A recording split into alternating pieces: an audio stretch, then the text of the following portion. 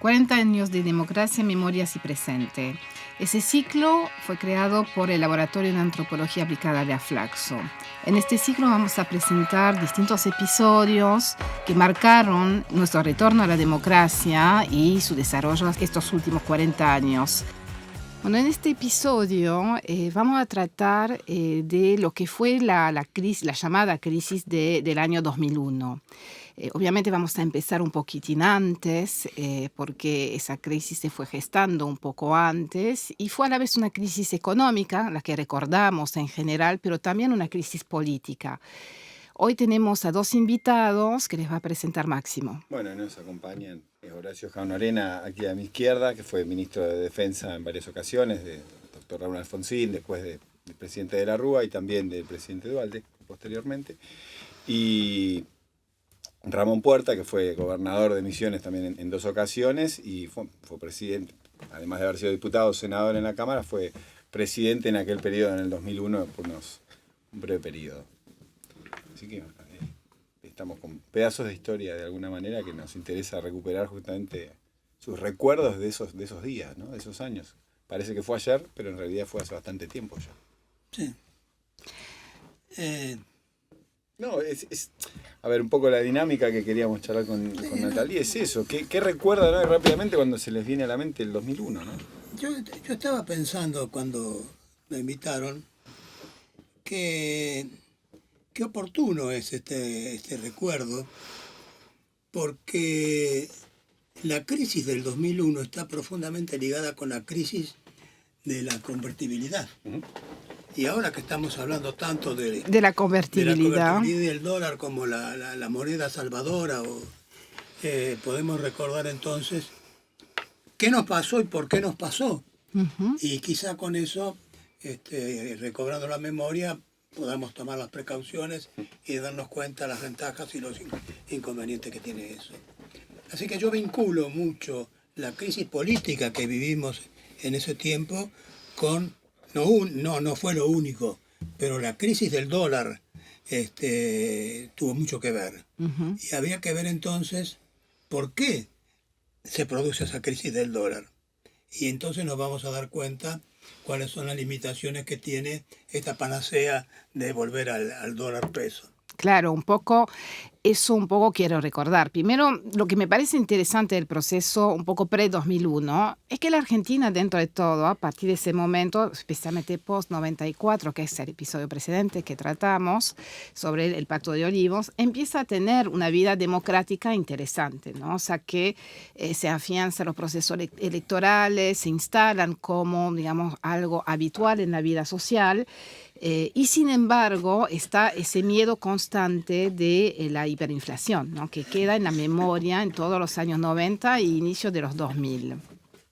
Entonces, de algún modo, ¿cómo se puede, contrastar ese proceso democrático que se está instalando con esa crisis económica latente que se instala paulatinamente, ¿no? Son varios temas que tienen una secuencia. Uh-huh. Acá el amigo tocó algo muy preciso. Un país, la Argentina, que después de la devaluación de Brasil con Fernando Henrique en 1998, en pleno éxito de la convertibilidad, aparece un problema, que nuestros productos no eran competitivos, que la moneda tan fuerte no nos dejaba exportar. Brasil vivía algo parecido, habían hecho una cosa aún más rígida. Acá era 1-1, ya era 0-8-1.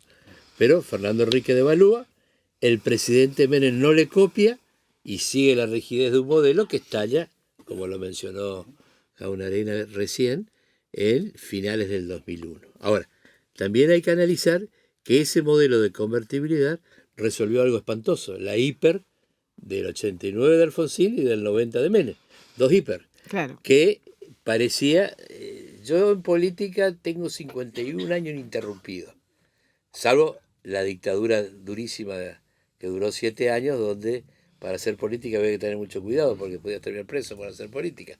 Pero cuando viene el momento, ya tenemos 40 años de vida institucional, lamentablemente sin el éxito que yo esperaba, porque acá hubieron los primeros 20 años, hasta el 2003, donde pudimos hacer una síntesis exitosa del único modelo que yo conozco en el mundo respetable, la democracia. Los otros modelos son espantosos.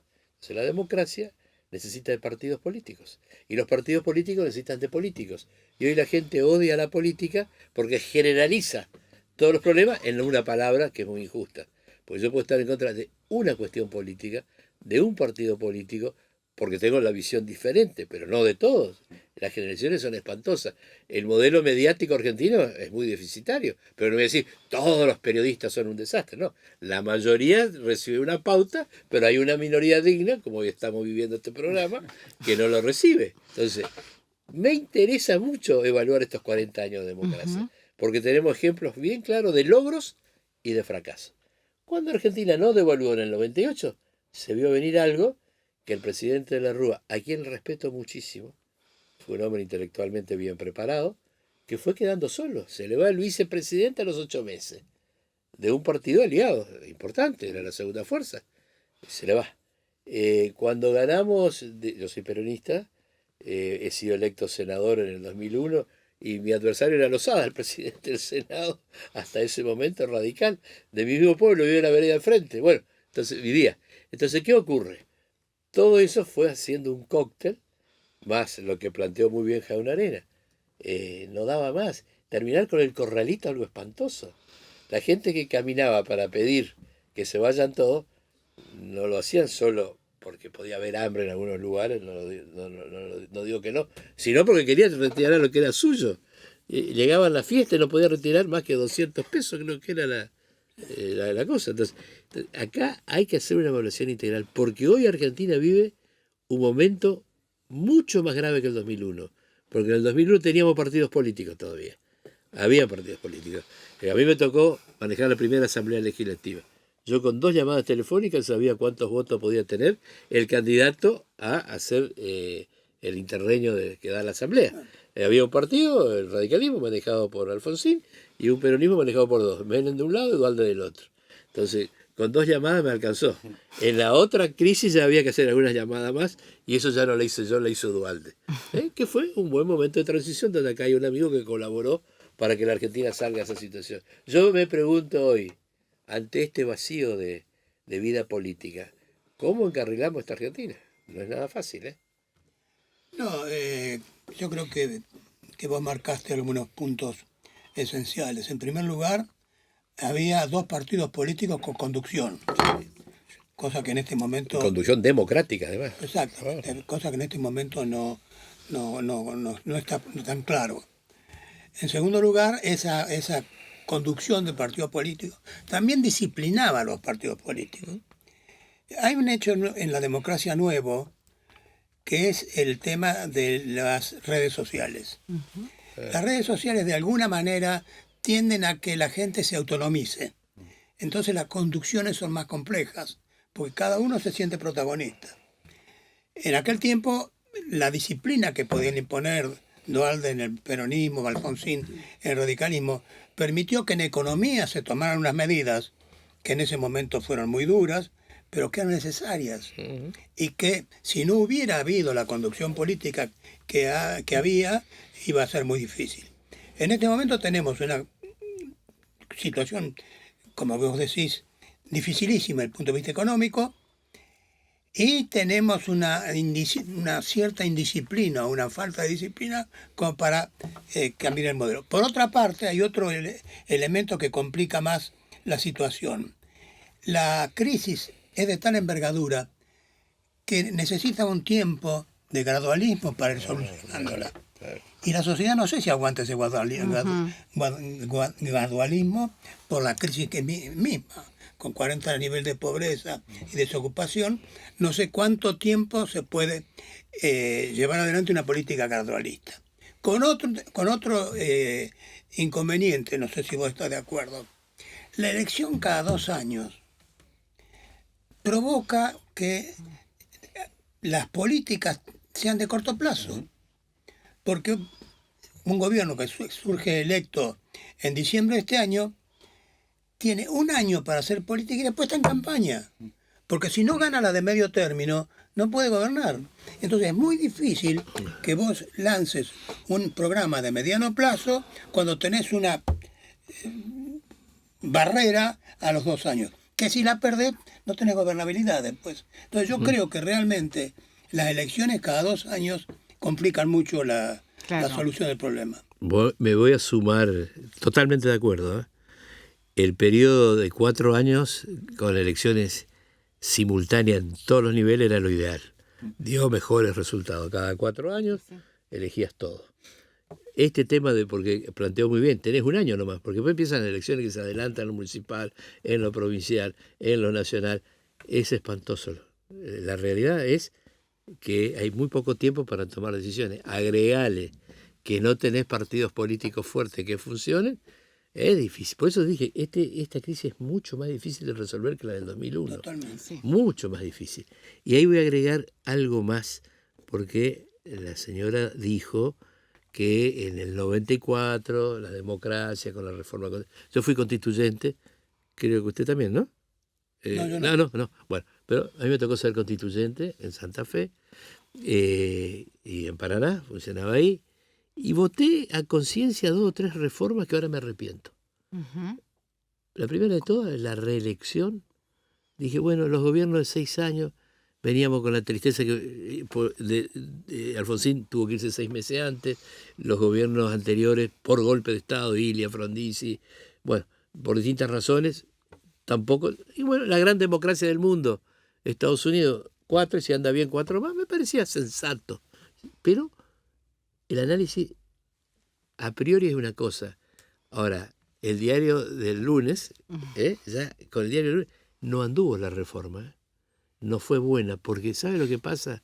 Quizás esta sociedad enferma, con altos niveles de corrupción, sean el motivo, pero cuando un gobierno está en los primeros 4 años, gran parte de ese gobierno se pone a hacer acuerdos no muy transparentes para tener recursos y tener un segundo mandato.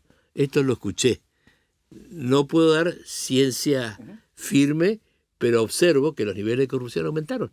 Claro. Ahora, no digo que antes no había, pero hoy la corrupción tiene un nivel extremadamente alto. Sí. Entonces, ese deseo de ser reelecto trajo otro defecto más. Algunos quieren la reelección indefinida o el tercer mandato y buscan argumentos. Todo ese problema no lo teníamos antes. Era un mandato y el que se iba quería hacer las cosas lo mejor posible para después poder volver. Como volvió Roca, como volvió Irigoyen. Bueno, pero otros dijeron, no, vamos a hacer la continuidad, ha sido largo. Gran error de Menem. Gran contraste con Gran error de Menem. Menem tuvo un montón de logros. Yo, como peronista, trabajé en contra de Menem. Pero debo reconocerle que tuvo la grandeza al día siguiente de no discriminar entre los que estaban con él y los que estábamos en contra. Y dentro de esos logros, a mí me sorprendió cuando el día 2 de enero, después que devalué a Brasil del 98, yo era gobernador de Misiones, el presidente le llamo, le digo, mire presidente, usted es un hombre de suerte. El 1-1 nos saca de los mercados, nuestro socio mayoritario devaluó, este es el momento que devaluemos nosotros también, y le damos que lo flexibilicemos, y ni siquiera usé la palabra devaluar, porque se trataba de la flexibilización, que Brasil lo había hecho. Ramoncito, tenés razón, pero que lo haga el que viene. Ya hicimos demasiado. Claro. Ahora, intentó seguir. Entonces la Argentina es un país sin suerte también. Sí. En varias ocasiones perdimos la oportunidad, porque la convertibilidad había tenido muchos logros, pero tenía un defecto espantoso que lo puntualizó de entrada el amigo. Había que moverse de esa situación, era insostenible. Y eso le costó al gobierno de la Rúa, ¿eh? Bueno, este es el tema, ¿no es cierto? Claro. Por eso yo creo que se simplifica mucho ahora cuando se habla de dolarizar. Pero si vos no haces las reformas estructurales que tenés que hacer en la economía, te dura lo que dura un suspiro. Lo que duró en Zimbabue. Claro, explotó. Por supuesto. Claro. En Ecuador se hicieron ciertas reformas y está aguantando. Bueno, sí. Yo digo, vos dolarizar es tomarte un plazo para hacer las reformas que hacen falta para que tu economía sea por lo menos parecida a la economía de la que es el dueño del billete. La economía que funciona. Claro, cuando vos tenés una economía como la nuestra, que está totalmente desfasada, tenés a lo sumo un plazo y después tenés una crisis. O sea que dolarizar no va a resolver. En sí mismo no te evita. Puede ser, pero como lo dice él. ahí no terminó el problema. Claro. Ahí es un elemento y hay que hacer un montón de cosas más. Exactamente. Y algunos dicen que hay caminos más fáciles que la dolarización. No, claro. Es lógico. No es mi especialidad, pero supongo que Ahora sí. yo quiero volver un poco a eso, ¿no? Es decir, la conclusión es que dolarizar no te exime de tener que hacer no. las Muchas reformas cosas. estructurales que tenés que Exactamente. hacer. Y si no haces la reforma con la dolarización, te caes más rápido. ¿Eh? Claro, dura lo que dura un suspiro. Zimbabue lo hizo. Exacto. Cayó.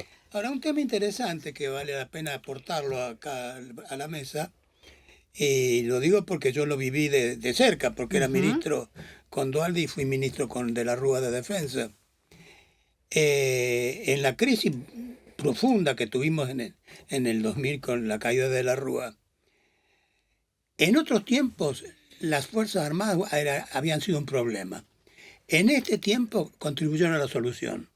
O sea que ahí se muestra que la Argentina ha cambiado.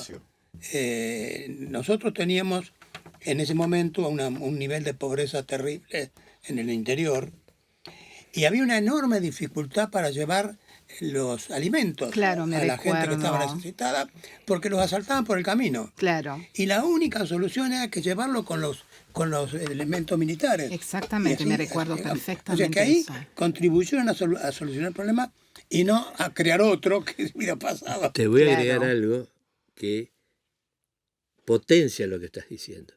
En los 3 días que me tocó ser presidente, porque la Constitución te da el perentorio plazo de 48 horas, Asamblea Legislativa, y se elige quién sigue. Exactamente. Yo de la Rúa le dije que no me iba a quedar con lo que el pueblo le había dado a él, porque él estaba preocupado cuando en lugar de Lozada venía yo.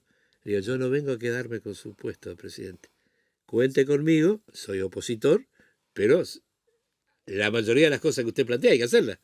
Y las que no coincidimos lo discutiremos un rato. Bueno, él me cumplió y yo le cumplí. ¿Qué pasó? Potenciando lo que estás diciendo. El reclamo de la gente en la calle quería retirar los pesos que el corralito o corralón ya a esa altura no le dejaba sacar. Cuando yo llego, le pido a Rodríguez Llavarini, que era el canciller de la Rúa, que me acompañe como canciller. Me dijo, por el país lo hago. Como este señor que está acá, por el país ocupó cargo en un cargo y en el otro, pero no porque se pasó de un partido al otro, sino que como argentino había que encontrar una salida en conjunto.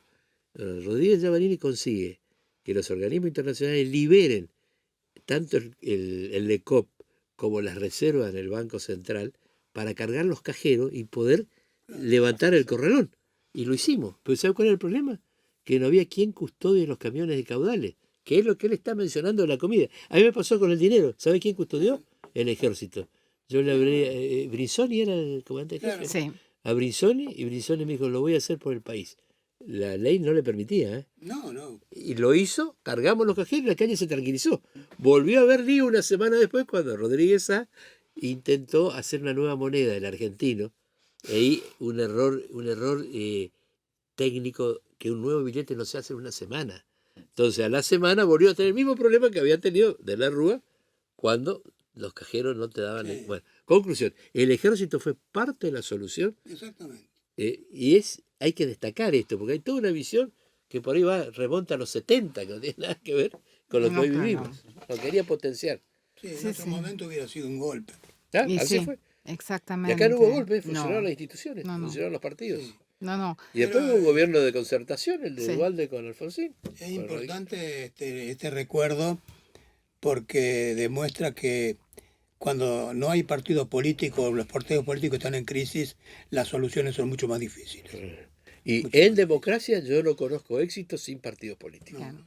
Yo quiero un De la poco- época de Atenas, ¿eh? No, claro. La política es insustituible, entonces basta de echarle toda la culpa a la política. Acá hay que echarle la culpa a los culpables, al delincuente, al que no cumple, pero no a la política. Ahora quiero volver un poco a la crisis con el vicepresidente, ¿no? Con Chacho Álvarez cuando se va y cómo eso finalmente termina también desencadenando una difícil transición política, o sea, lo que yo llamaría esta transición de la precrisis, un poco del pre-diciembre de 2001, ¿no? Cómo empieza a haber una dificultad de diálogo, o al menos aparente, Ahí para ¿no? tu pregunta, Así que... él lo vivió de adentro y yo lo viví de afuera. Yo te voy a dar mi punto de vista, como supongo vos tendrás el tuyo. No, yo creo que la ida de Chacho Álvarez contribuyó a la crisis. Claro. Lamentablemente, creo, Para mí fue un acto de irresponsabilidad de Chacho.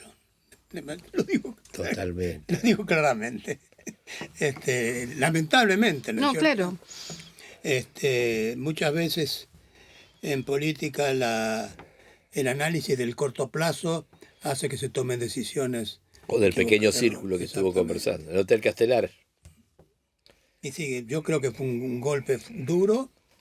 Gran Probablemente error. haya habido también alguna responsabilidad concurrente de la Rúa, pero creo que fue un error muy grosero. Ya, ¿y cómo fue vivido adentro del gobierno? Porque empezó a generar muchas dificultades, mi recuerdo es ese, mucha dificultad, incluso Sí. de gestión.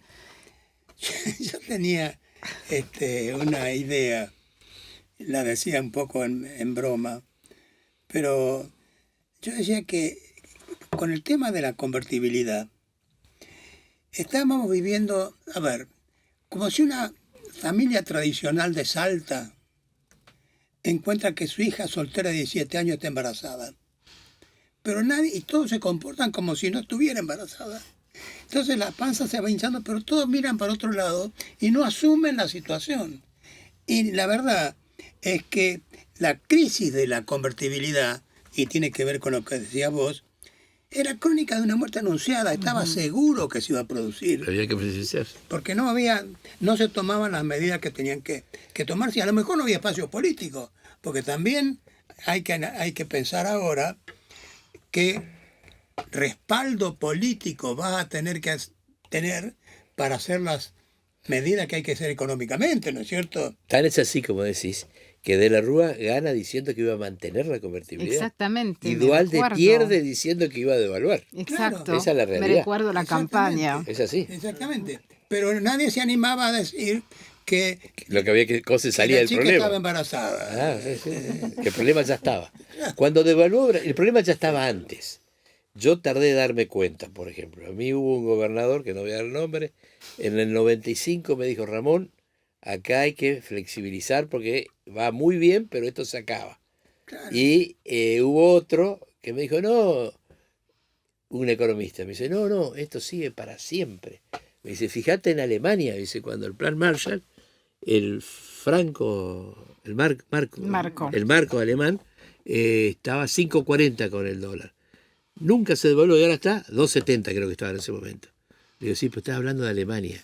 Acá estamos en Argentina. Claro. Ahí el economista no me puedo contestar. Es lo que estás diciendo. Pero claro, es que vos lo plantás, si vos no transformás la productividad de tu economía, tenés que devaluar.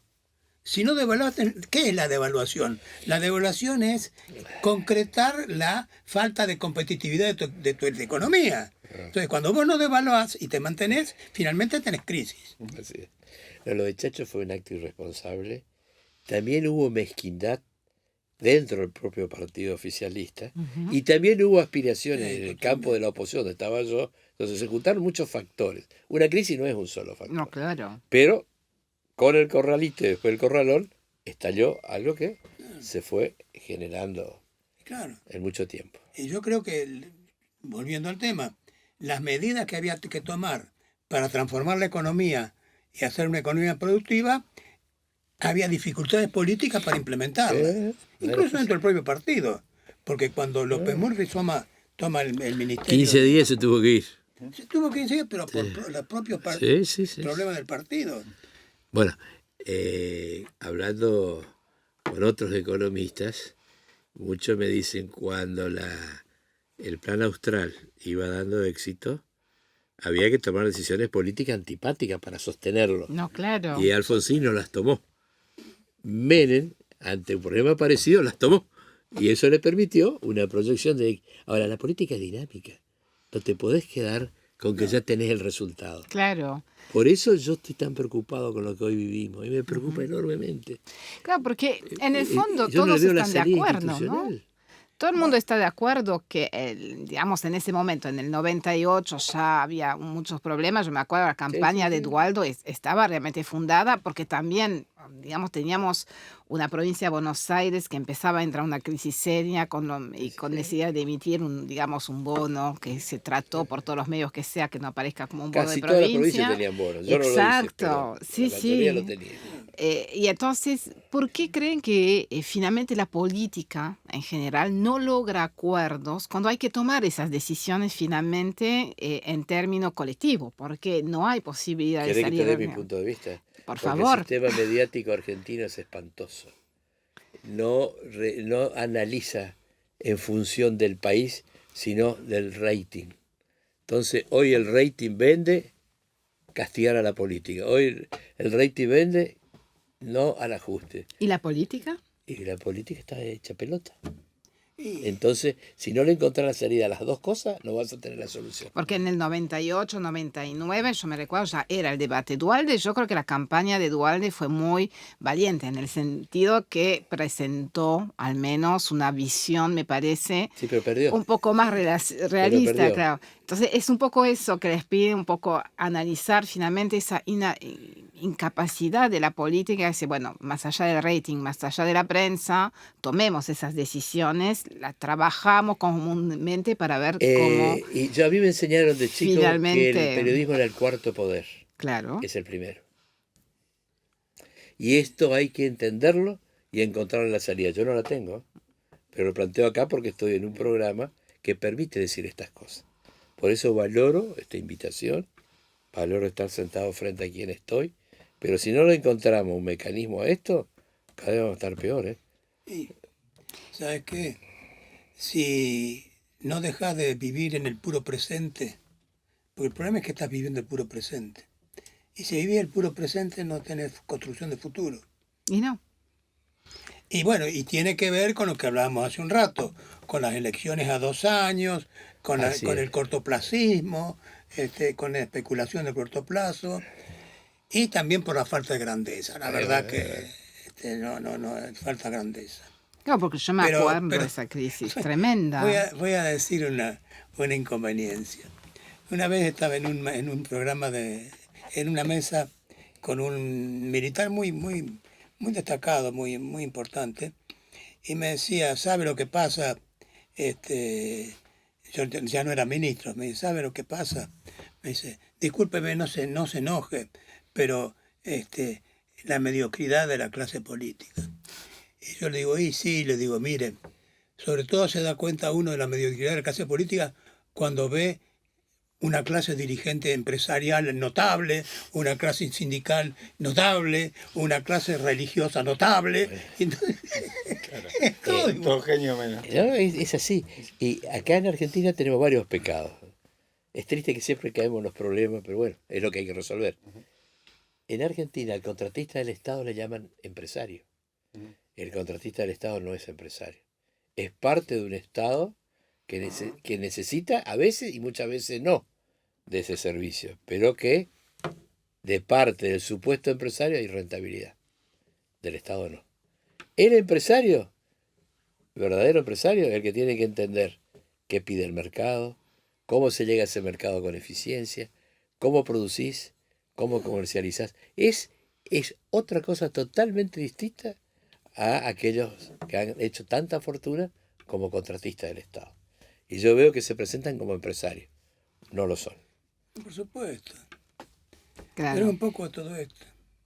Es lo mismo que si vos pretendés que la educación argentina progrese, si Baradel es el dirigente. Le mete huelga todos los días. Estamos hablando del presente, entonces yo hago una pregunta vinculada con el ahora. Las generaciones que no vivieron el 2001, o al menos no lo vivieron en carne propia, siendo trabajadores, etcétera, hoy gran parte de ellas sienten que el momento en el que está atravesando la Argentina es muy similar al 2001. Ustedes que de alguna manera están viviendo el presente y vivieron aquel momento, ¿qué dirían a eso? Yo ya te digo, esto es mucho más difícil. Esto es peor que el 2001. El 2001 había conciencia, acá lo pregunté al empezar, cuál era el problema que había que resolver de forma inmediata y cuál es la secuencia. Hoy, ¿qué me contás? Son tantos los temas que tenés que abordar que es muy difícil y no tenés el instrumento que es la política, que son los partidos, que son las instituciones. No lo tenés. Hoy no lo tenés. Este es el problema. Gravísimo. Tenés partidos con poco poder disciplinario sobre Vamos a ser gente. sinceros. Hay un solo partido nacional que funciona más o menos, que es el radicalismo. Más o menos, con serios problemas. El mío está en manos de intrusos. El PJ no tiene nada que ver con nuestra historia democrática de los últimos 40 años. El PRO es un partido de la capital. Y no sé, me estoy olvidando de alguno. Es cierto. Y el problema es que frente a una crisis como esta, si la crisis la solucionás desde la política, la solucionás con menos dolor. Si dejes que la crisis la provoque la naturaleza, ¿sabe quién paga? Los pobres. No, claro. Un poco quería preguntar ahora un poco sobre las provincias, ¿no? Porque la crisis del 2001, recuerdo, es mucho la Plaza de Mayo, ¿no? Sin embargo, mi recuerdo por esa época, porque yo viajaba mucho a las provincias, era lo mal que se vivía y lo difícil que era la vida en las provincias en general, ¿no? No necesariamente en todas, pero en general. ¿Cómo fue el debate y la discusión con los gobernadores en ese momento, justamente de crisis, ¿no? O sea que... Yo coordinaba a 11 gobernadores, por eso llegué a presidente del Senado. El peronismo federal tenía una mesa de 11 gobernadores, sobre un total de 14 o 15 que eran peronistas, 14. En la mesa no estaba ni Córdoba, ni Santa Fe, ni Buenos Aires, nada menos. Con las otras 11, la coordinación consistía en estos problemas que estás planteando, pero en el fondo había un solo problema que nos preocupaba resolver: la coparticipación. ¿Cuánto quedaba de la recaudación impositiva en la nación y cuánto iba a las provincias? Y ahí se dio la discusión entre provincia y nación. Lo de la pobreza tuvo dos picos, las dos hiper que yo dije, pero luego fue bajando hasta la crisis del 98, que otra vez, ya convertibilidad mediante, se nos achica el crecimiento económico y empieza a ser deficitario. Empezamos a decrecer. Entonces el golpe siempre es más fuerte donde hay menos recursos. Pero el modelo federal argentino había tenido ciertos logros muy importantes. Y la explosión del 2001 no es por la provincia, es por los temas que estuvimos analizando recién. No, yo pregunto, no tanto, no creo que las provincias sean responsables de la explosión del 2001, es cómo se vivía esa crisis. Me acuerdo del plurimonetarismo, de a veces la dificultad de las poblaciones más pobres. En las provincias reclamos recursos. Claro. El intendente le pedía al gobernador, el gobernador le pedía al presidente. Rucauf, gobernador de Buenos Aires, se pelea con Cavallo, ministro de la Rúa en ese momento, en el ex edificio Somisa, que ahí funcionaba la jefatura de gabinete. En una reunión donde estaban todos los gobernadores, y yo, presidente del Senado, entra a Cavallo y le empieza a retar a los gobernadores. Y Cristian Colombo, jefe de gabinete, lo echa. Claro. Por maleducado. Sí. Dice, ¿cómo vas atrás si no estás invitado? Para que vos veas a dónde estaba el conflicto. Uh-huh. Sí, este tema lo conocés mucho más que yo porque yo estaba muy metido en defensa. En el tema de defensa. Pero te habrán contado que había pasado eso. Bueno, para que vos veas cómo es la cosa. Claro. ¿Y ahora, cómo... todos esos problemas son infinitamente menores al que tenemos No, hoy. me imagino. Hoy esto está, gracias a Dios, sin explotar. Ojalá le encontremos la salida entre 3 semanas, 4 semanas. Claro, porque la crisis del 2001, si bien fue dura, yo diría, fue dura por varios años, creo que fue muy dura también emocionalmente para muchas personas que vivían ese sueño. Es una frase que sigo escuchando hasta hoy, ¿no? O sea que, bueno, yo en los 90 podía viajar, ¿no? Especialmente la clase media, haciendo alusión a ese tema de la estabilidad monetaria, especialmente de la equivalencia de peso-dólar, ¿no? Entonces, un poco... Mi sensación un poco es que esa relación entre la ciudadanía y la política a veces no logra articularse, ni hoy ni en ese entonces, ¿no? Porque la población no era, yo creo que había muchas personas que no eran conscientes de los verdaderos problemas de la Argentina. Y hoy sigue igual, ¿no? O sea que uno es poco consciente como ciudadano finalmente. El ciudadano de esos problemas. Vive de lo que le informan. Por eso te dice el planteo del periodismo y del sistema mediático. Y hoy tenés el nuevo instrumento. Sí. Este instrumento, ¿no? Entonces, la información es clave. Yo creo que el problema de fondo es que no existe en este momento la construcción de un poder político con capacidad suficiente para tomar las decisiones que hacen falta en materia económica. Es así. Este es el problema de fondo. Si vos no tenés capacidad política y esto es poder político y no lo construís, no puedes tomar las decisiones, porque no, sobre todo en una sociedad con tendencia a la indisciplina también. Porque realmente, Es nuestra historia. este, Acá, en nuestro país, recalaron los anarquistas de principio del siglo, los republicanos que venían con problemas de España, los fascistas que perdieron en Italia, los nazis que perdieron. Entonces, este país es colector de un montón de historias que hay que saber encarrilarlas. Y eso se encarrila en el marco de la democracia. No es tan simple. este, Ustedes dirían, volviendo al 2001 puntualmente, si hoy tuvieran que analizar la democracia argentina, después del 2001-2002, de ese periodo, ¿salió fortalecida o fue el inicio del declive, por decir Para así, mí, en términos de... yo te voy a contestar primero, a pesar que... Para mí, el corte no hay que hacer en el 2001, sino en el 2003. En el 2003 hubo un fenómeno que nadie lo está analizando. Se eligió con un esquema de neolemas. Claro. Y ese fue el final de los partidos. En Lanús hubo un congreso de mi partido, Ujú. donde yo coordinaba a los representantes de misión y yo me opuse a neolemas. Exacto, Entonces, eso me recuerdo. Ahí se rompieron los partidos definitivamente, porque cada uno empezó a ser dueño de un pedacito. Hasta el 2003, por eso hubo 20 años de democracia que institucionalmente fue evolucionando. Hubo logros con Alfonsín, logros con Menem, el gobierno de Duhalde, que vos fuiste parte, fue el esquema que todo el mundo te dice, unidad nacional, tenemos que juntarnos. Ahora, eso se hace desde arriba. La gente cree, como muchas cosas en democracia, se hace de abajo. La unidad nacional se hace de arriba. Cuando vos tenés un presidente que te incita a la fractura y le reta al opositor, ¿qué unidad nacional vas a hacer? sí, yo ese tema lo conozco bastante porque al haber estado cerca de Alfonsín y cerca de Duhalde sé muy bien el contenido Claro. que tuvieron las conversaciones y lo que pasaba y lo que no pasaba. Y realmente ellos hicieron posible ese acuerdo. Que parecía un imposible, y fue posible. No. Yo sé, porque me lo contó Duhalde y hablé con Alfonsín también, que cuando hablaron de cómo superar la crisis, Duhalde le planteó a Alfonsín que si no tenía un acuerdo con los radicales, No asumía. no asumía. Eso Y es bueno, así. por eso fui a parar yo al gabinete, porque No sé, ¿sabe quién le llamó por teléfono a Duhalde para que asuma? Yo. Me dijo, no puedo asumir si no me apoya Alfonsín. Bueno, digo, yo con Alfonsín no tenía el diálogo que él tenía, que bueno, hablarle. y a mí me Y llamaron Alfonsín por lo eso, apoyó y por eso hubo el acuerdo que él dice. porque había que integrar el gabinete con radicales, por eso fui a parar yo al gabinete. Ahora estamos lejos de la unidad nacional, ¿eh? No, por eso.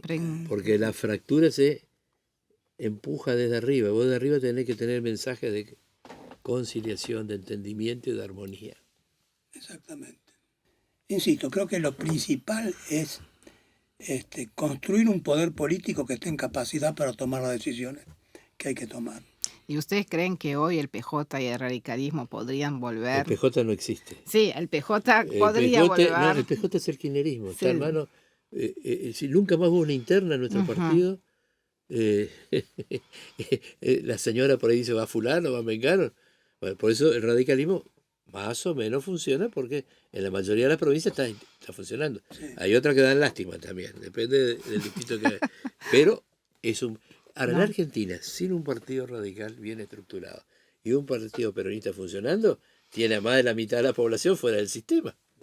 Sí, yo tengo la impresión que en los focos más duros del kirchnerismo no hay ninguna vocación para nada que no sea la antinomia, ¿no? Nada más.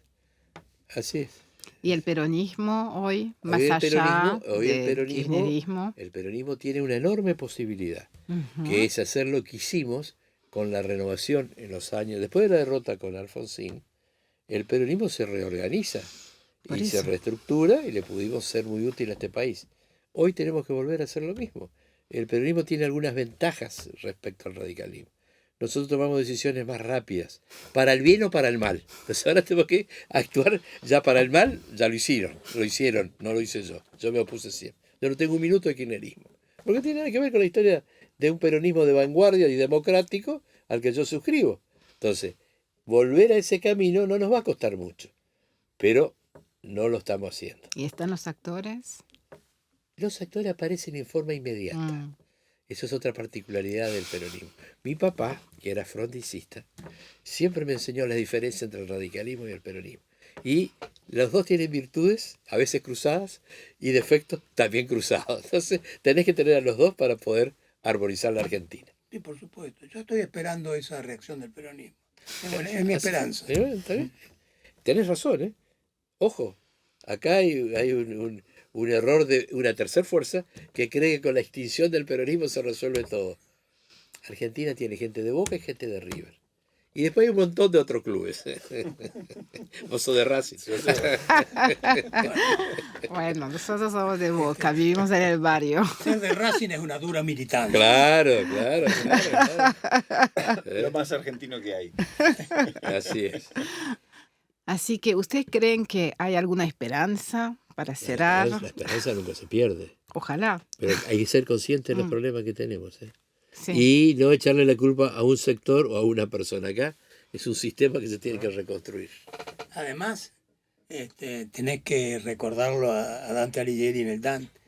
En las puertas del infierno en Dante aparece un cartel que dice: dejad afuera toda esperanza a lo que vas a entrar. ¿Qué quiere decir el Dante? Que cuando vos perdés la esperanza, estás en el infierno. Claro, muy bueno. El infierno es perder la esperanza. Así que tratemos de no estar en el infierno. Claro. Sí, porque el 2001 fue un poco esa sensación, ¿no? O sea, que yo, como para cerrar... El 2001 el 2003 estaba resuelto. El 2001 tiene que ser reanalizado para prever y encontrar camino para esto que si ya está en plena crisis. Sí. Las decisiones que se están tomando de volcar más dinero por una inflación de este nivel es algo que ¿cuántos días puede durar?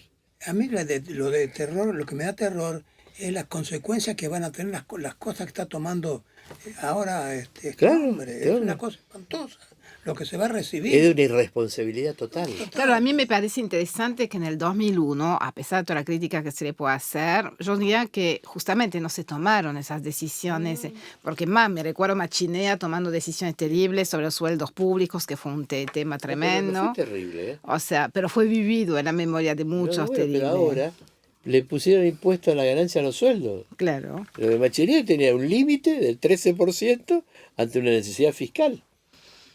Era duro, pero no era irresponsable. Exacto. Lo de ahora es de una Irresponsabilidad total. Bueno, este programa fue para mí excelente. Yo le agradezco esta Nosotros invitación. los Un honor haber agradecemos. compartido No, contigo. por No, supuesto. acá. Mira, si los dos podemos arreglar la Argentina. Mira, yo siempre admiro al que tiene más experiencia que yo. 40 años de democracia, memorias y presente. Ese ciclo fue creado por el Laboratorio de Antropología Aplicada de Aflaxo.